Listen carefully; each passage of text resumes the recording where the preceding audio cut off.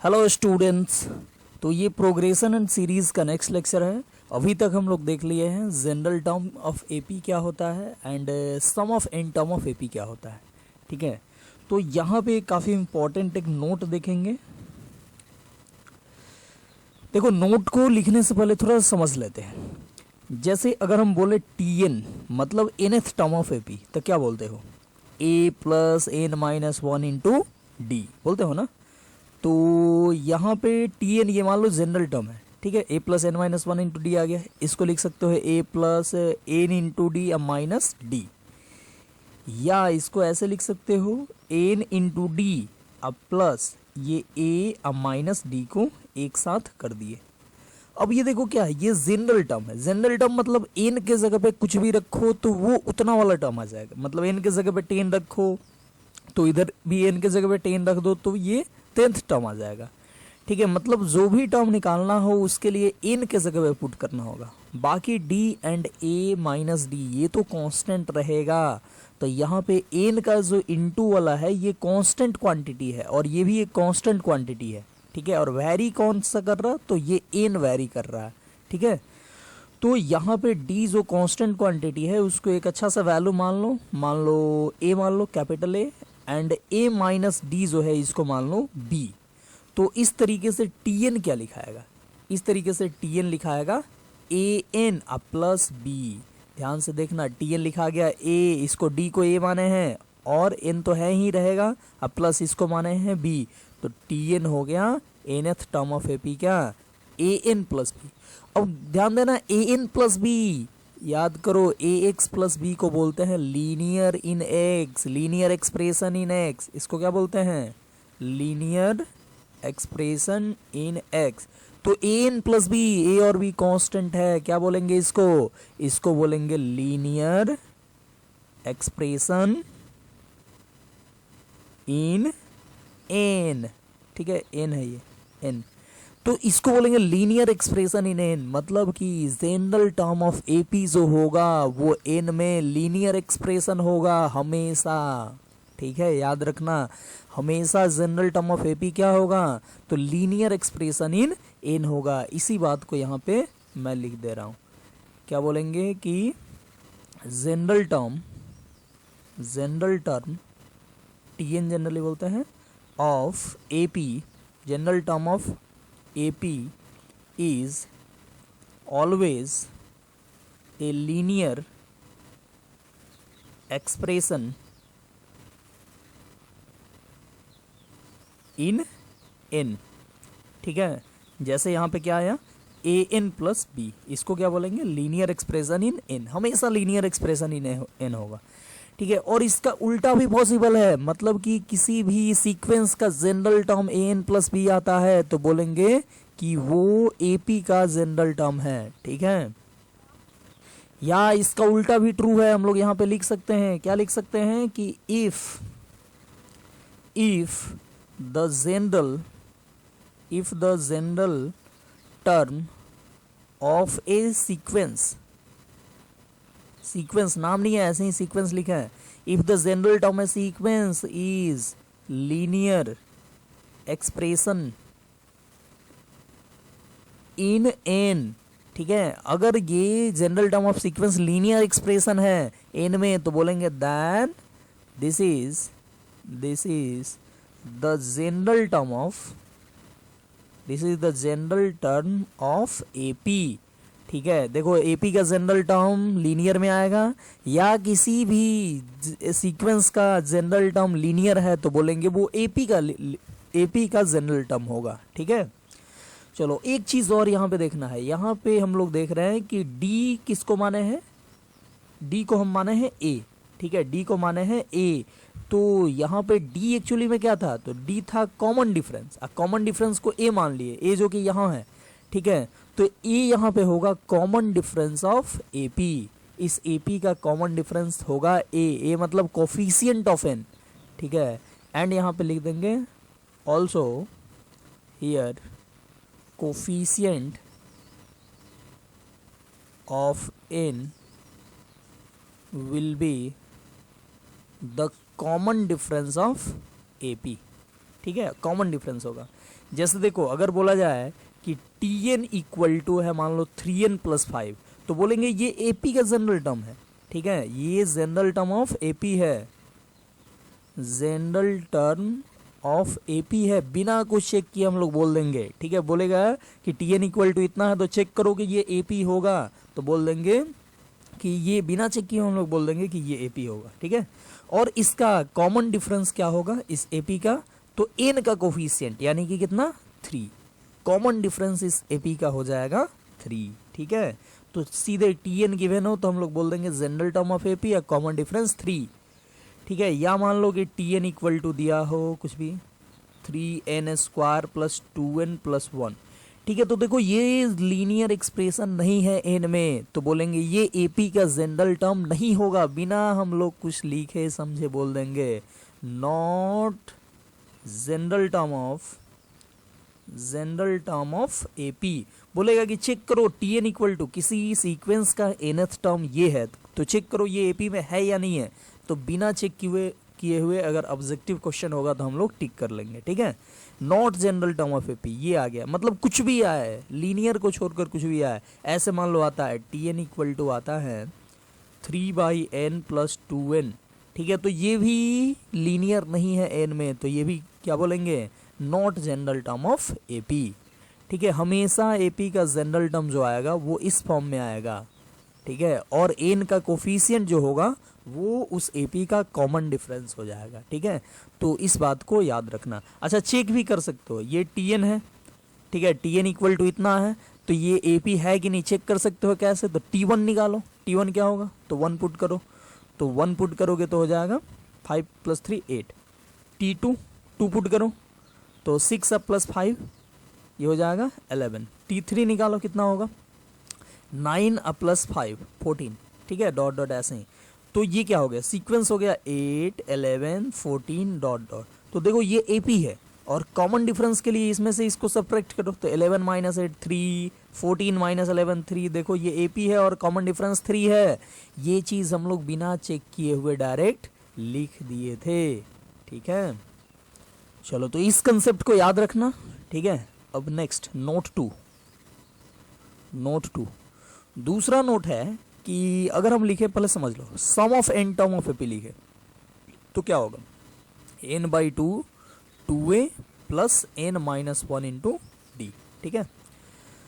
अब इसको लिख सकते हो n/2, ठीक है, n/2 पहले लिख दो, इसको लिख सकते हो n × d अब प्लस 2a - d, ठीक है। ये अब ये क्या हो जाएगा, तो इससे मल्टीप्लाई करो तो ये हो जाएगा d/2 × n² प्लस यहाँ पे आएगा 2a - d बाई 2 × n, ये आ गया।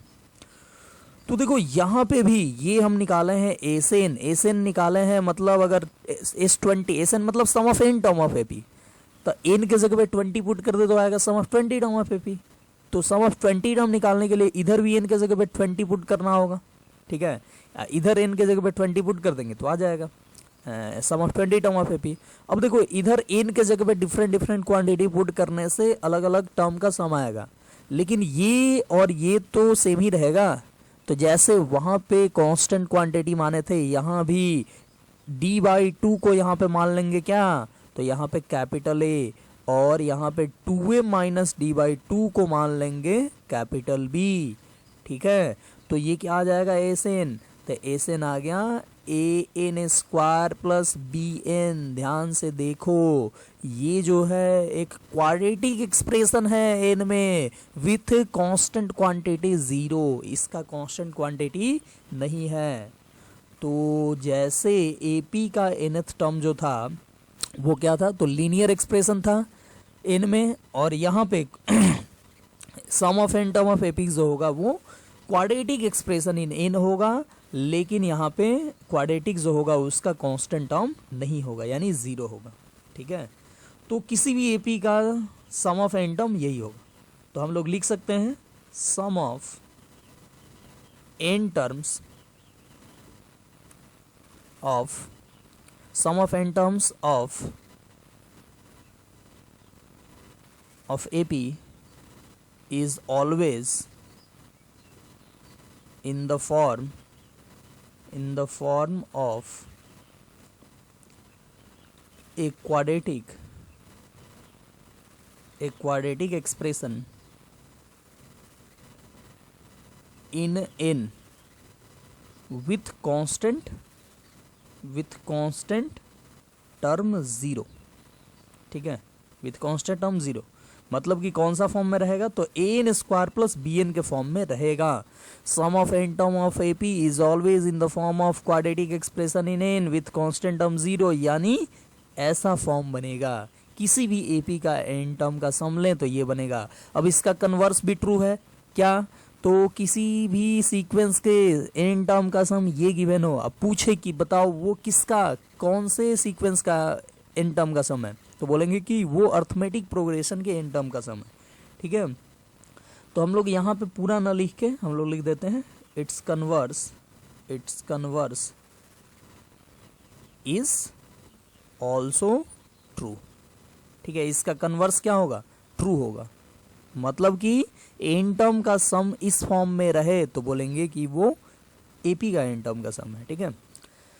चलो यहाँ पे एक चीज और देखना है क्या, तो यहाँ पे एन स्क्वायर का कोफिशिएंट को माने है ए और ये है डी बाई टू, तो डी बाई टू ए, तो डी कितना होगा, तो डी होगा 2a, ठीक है। मतलब कॉमन डिफरेंस जो होगा वो एन स्क्वायर का जो कोफिशिएंट है ए उसका डबल होगा, ठीक है। बोलेंगे also the common difference of this AP is two times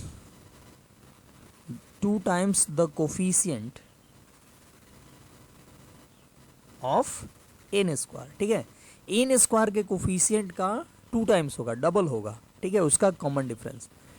चलो देखते हैं एग्जाम्पल से। जैसे मान लो कि एस एन गिवन हो, मान लो 2n स्क्वायर प्लस 3n, तो हम लोग बोलेंगे कि ये एन मतलब कि sum of N term of AP है, ये एपी के एन टर्म का सम है, ठीक है। कैसा सीक्वेंस का एन टर्म का सम है, तो एपी के, ठीक है। बोल देंगे ये sum of N terms of AP है, ठीक है। ये sum of N terms of AP है और इसका कॉमन डिफरेंस कितना है, तो 2 into coefficient of N square यानी 2, तो 2 इंटू 2 कितना हो जाएगा 4, इसका कॉमन डिफरेंस हो जाएगा 4, ठीक है। जैसे एस एन कुछ भी दे, मान लो कि 3n स्क्वायर प्लस 5n दे, तो बोलेंगे ये भी क्या है, तो sum of N terms of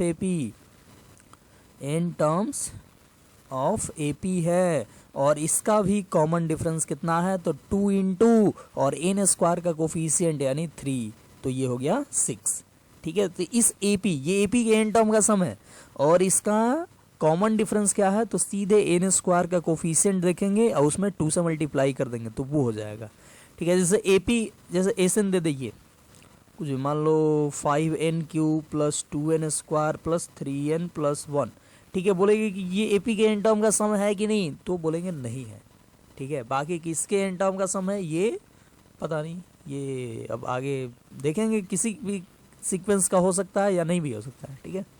तो बोलेंगे ये सम, ये बोलेंगे not the sum of N terms of AP, ठीक है। ये बेसिक क्वेश्चन आएगा, तो ये सब अंडरस्टैंडिंग होना चाहिए ताकि हम लोग चेक कर सके कि क्या है ये, ठीक है। तो ये आई होप ये क्लियर हो गया होगा कि एन एस टर्म या sum of N term of AP किस फॉर्म में रहेगा, ठीक है। तो कुछ क्वेश्चन देखते हैं। क्वेश्चन है कि sum of N terms of 2 APs are in the ratio 7n plus 1 is to 4n plus 27, then find the ratio और their 11th टर्म, ठीक है। तो देखो बोल रहा है कि यहाँ पे कि sum of N terms of 2 APs, 2 AP है, ठीक है। एक है AP1 और दूसरा है AP2, ठीक है। तो उसके सम ऑफ एन टर्म का रेशियो ये है, तो उसके सम ऑफ एन टर्म को मान लो पहले का मान लो फर्स्ट टर्म A1 और common difference D1, second AP का फर्स्ट टर्म मान लो A2 और कॉमन डिफरेंस D2, ठीक है। तो दोनों के सम का रेशियो क्या गिवन है, sum of N term of 2 APs are in the ratio ये। तो मान लो पहले को मान लो S1, ठीक है, या चलो S1n मतलब sum of n term of first AP by sum of n term of second AP को S2n माने। तो ये किस रेशियो में है? तो ये है 7n plus 1 by 4n plus 27, इस रेशियो में है। तो हमको चाहिए find the ratio of their 11 term. तो हमको चाहिए क्या? T11, ठीक है, of first AP by T11 of second AP, ठीक है, 2 मान लो।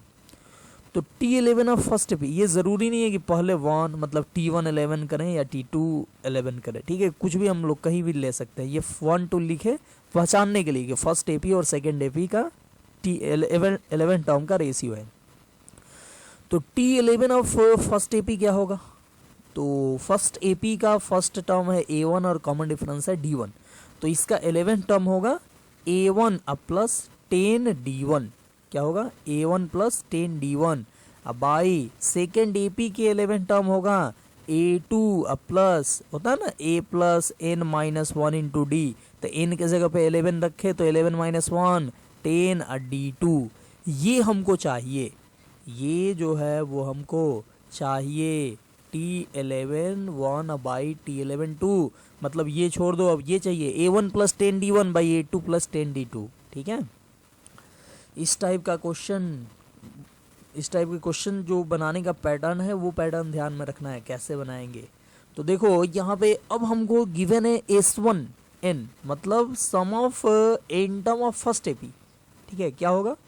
तो होगा n बाई 2 और 2A1 क्योंकि इसका फर्स्ट टर्म A1 है, अब plus n minus 1 into D1 अब बाई S2n मतलब sum of n term of second AP, ये होगा n by 2 into 2A2, second AP का फर्स्ट टर्म है A2 plus n minus 1 into D2 बराबर कितना? 7n plus 1 by 4n plus 27, ये होगा। अब देखो ये n बाई 2 से n बाई 2 कैंसिल आउट हुआ, ये कैंसिल आउट हुआ, तो बचा ये। अब देखो हमको चाहिए ये A1 plus 10 D1 by A2 plus 10 D2, मतलब A1 चाहिए, हमारे पास है 2A1, ठीक है, A1 चाहिए, 2A1 है तो 2 कॉमन कर लो, 2 कॉमन करोगे तो आएगा A1 प्लस यहाँ पे आ जाएगा n minus 1 by 2 into D1। और बाई में क्या होगा? तो बाई में यहाँ भी 2 कॉमन कर लो क्योंकि A2 वहाँ चाहिए था, तो 2 कॉमन करोगे तो आएगा A2 plus n minus 1 by 2 into D2, ये हो जाएगा। और ये हो गया 7n plus 1 by 4n plus 27, जैसे कि तैसे लिख दिए, 2 से 2 कैंसिल आउट हुआ। अब देखो हमको चाहिए A1 प्लस 10 D1, अब बाई में A2 प्लस 10 D2 है हमारे पास यहाँ पे n माइनस 1 बाई 2। तो सोचो अगर हम पुट कर दें n माइनस 1 बाई 2 के जगह पे 10 तो आ जाएगा सिंपल n माइनस, और ये जो है ये सारा, इसमें हम लोग n का वैल्यू कुछ भी पुट कर सकते हैं, ठीक है, लेकिन जो भी n का वैल्यू पुट करना होगा वो सब जगह पुट करना होगा। जैसे n माइनस 1 बाई 2 के जगह पे 10 पुट करेंगे तो इससे कैलकुलेट कर लो कि n क्या आएगा, वही n इधर पुट करना होगा, ठीक है। तो इससे कैलकुलेट करो n क्या आएगा, तो ये इधर मल्टीप्लाई करो तो n minus 1 equal to 2 into 10 यानी 20, और 1 उधर भेजो तो n का वैल्यू हो जाएगा 21, मतलब n के जगह पे इधर पुट करना होगा 21, ठीक है। n के जगह पे 21 यहाँ भी पुट करोगे तो 10 ही आएगा, ठीक है। तो करो, पुट करो, तो क्या आ जाएगा A1 प्लस, यहाँ तो डायरेक्ट बोले हैं n माइनस 1 बाई 2 के जगह पे 10, तो लिखो 10 D1 by A2 plus 10 D2, और इसका वैल्यू कितना मिला? तो इधर n के जगह पे 21 पुट करो तो 7 into 21 plus 1 by 4 into 21 plus 27, ठीक है, ये हो गया क्या? तो T11 of first AP by T11 of second AP, ये क्या है? T11 ऑफ फर्स्ट एपी, ये है T11 ऑफ सेकेंड एपी, इसका रेशियो आ गया ये, तो इसको मल्टीप्लाई कर लेना, जो आएगा वही आंसर हो जाएगा, ठीक है। इसको कैलकुलेट कर लेना, ये जो आएगा वही आंसर, ठीक है। तो इस क्वेश्चन को बनाने के लिए हम लोग ऐसे कर सकते हैं, ठीक है। तो ये ऐसे बन सकता है। अच्छा, इसमें ऐसे भी पूछ सकता है क्या, तो सम ऑफ n टर्म का रेशियो ये दिया है, अब पूछ रहा है क्या, तो 11 टर्म का रेशियो। ऐसे पूछ सकता है कि nth टर्म का रेशियो कुछ गिवन हो, अब पूछेगा कि सम ऑफ 11 टर्म का रेशियो क्या होगा, ठीक है। तो हम लोग ऐसे उल्टा चलेंगे, ये अभी सम लेकर चले और nth टर्म निकाले, वैसे ही हम लोग nth टर्म लेकर चलेंगे और सम निकालेंगे, ठीक है। चलो, तो आगे बढ़ते हैं नेक्स्ट क्वेश्चन की तरफ। तो नेक्स्ट क्वेश्चन है कि if the sequence a1 a2 a3 dot dot an forms an AP, then prove that a1 square minus a2 square plus a3 square minus a4 square plus dot dot इतना 2n तक का square है equal to है। ये इसको prove करना है n by 2n minus 1 into a1 square minus a2n का स्क्वायर, ठीक है। तो इसको लेकर चलते हैं, ये जो बोल रहा है LHS लेकर चलते हैं। चलो LHS देखो, कुछ लिख भी देते हैं, इसको एक्सपेंड भी कर देते हैं। ये दो को अगर एक साथ लेकर चलें तो क्या आएगा, इसको लिख सकते हो ए स्क्वायर माइनस बी स्क्वायर के फॉर्मूले से a1 minus a2 into a1 plus a2, ठीक है। इसको क्या लिख सकते हो, a3 minus a4 into a3 plus a4। वैसे ही इसको क्या लिख सकते हो, तो a2n minus 1 minus a2n into a2n minus 1 plus a2n, ये लिख सकते हो। अब देखो ये a1 माइनस a2 क्या होगा, ये होगा माइनस ऑफ कॉमन डिफरेंस। ये भी a3 माइनस a4, ये भी माइनस ऑफ कॉमन डिफरेंस, और ये भी माइनस ऑफ कॉमन डिफरेंस होगा। तो देखो सभी टर्म में सभी जगह यहाँ पे माइनस डी है, तो सब जगह क्या कर लो, तो माइनस डी कॉमन कर लो। तो आएगा क्या, यहाँ पे a1 प्लस a2, यहाँ पे माइनस डी कॉमन कर लो तो आएगा a3 प्लस a4 प्लस ऐसे ही डॉट डॉट यहाँ पे आ जाएगा क्या, तो a2n यहाँ पे आ जाएगा a2n माइनस 1 प्लस a2n, ये आ गया। अब इसका सम सिंपल फाइंड कर लो, ये AP है तो ये हो गया माइनस डी, और AP के n टर्म का सम क्या होगा, तो ये देखो ये नंबर ऑफ टर्म इसमें 2n है तो लिखेंगे 2n बाई 2, और simple first term plus last term लिख दो a1 प्लस a2n, ठीक है। ये आ गया, 2 से 2 भी कैंसिल आउट हुआ, तो ये हो गया माइनस dn और a1 प्लस a2n। अब हमको चाहिए क्या, सो देखो हमको चाहिए n और a1 स्क्वायर, ये थोड़ा और ऊपर a1 square minus a2n square चाहिए, ठीक है, ये चाहिए। तो देखो यहाँ पे a1 प्लस a2n है, हमको चाहिए a1 square minus a2n square. तो अगर हम यहाँ पे मल्टीप्लाई डिवाइड कर देते हैं a1 माइनस a2n से और इसी से डिवाइड a1 माइनस a2n, तो ये आ जाएगा, ऊपर आ जाएगा, नीचे अब देखो क्या आता है, तो ये आ गया minus common difference d into n, और यहाँ पे आ गया a1 का स्क्वायर माइनस a2n का square divided by a1 minus a2n क्या होगा, होता है ना tn या an, क्या होता है a plus N minus 1 into d. तो वैसे ही a2n मतलब 2nth टर्म ऑफ AP, तो होगा a के जगह पे लिखेंगे a1 क्योंकि फर्स्ट टर्म a1 है, ठीक है। तो लिखेंगे a1 अब plus 2n minus 1 into D, ये आया। तो अब इसको सिंप्लीफाई करो, ये होगा माइनस डी एन और a1 स्क्वायर माइनस a2n का स्क्वायर डिवाइडेड बाई, देखो ये a1 कैंसिल होगा और माइनस यहाँ आएगा तो होगा minus 2n minus 1 into D, D से डी कैंसिल हुआ, माइनस से माइनस कैंसिल हुआ और बच गया n इंटू 2n माइनस 1 और a1 स्क्वायर माइनस a2n का स्क्वायर, ये आ गया क्या। तो हमको इसका सम देखो यही चाहिए था और ये आ गया, ठीक है, यानी कि यही हो गया आंसर। तो बढ़ते हैं नेक्स्ट क्वेश्चन की तरफ। हाँ, तो यहाँ पे ये नेक्स्ट क्वेश्चन है, काफ़ी बड़ा है लेकिन काफ़ी अच्छा क्वेश्चन है। देखो पहले समझते हैं क्वेश्चन, एक एक लाइन पढ़ के। बोल रहा है if the AP whose common difference is non zero, ठीक है, कॉमन डिफरेंस नॉन जीरो है, मतलब AP या तो इंक्रीजिंग AP है या डिक्रीजिंग AP है। एपी का कॉमन डिफरेंस 0 होता है तो वो कांस्टेंट एपी कहा जाता है, ठीक है। तो कांस्टेंट एपी नहीं है। फिर बोल रहा है कि the sum of first 3n term is equal to the sum of next n term. ध्यान से देखना, बोल रहा है कि सम ऑफ 3n टर्म, जैसे एपी ऐसा है, एपी देखो ऐसा है t1 t2 t3 dot dot tn, फिर इसके आगे क्या है तो tn प्लस 1 से लेकर ऐसे ही tn प्लस 1 tn प्लस 2 से लेकर ऐसे ही t2n तक जाएगा, फिर t2n प्लस 1 से ऐसे ही t3n तक जाएगा, और फिर t3n प्लस 1 से लेकर ऐसे ही t4n तक जाएगा, ठीक है। तो देखो यहाँ से यहाँ तक लें तो क्या होगा, तो सम ऑफ n टर्म, फिर यहाँ से यहाँ तक लें तो ये बोल सकते हैं sum of next n term.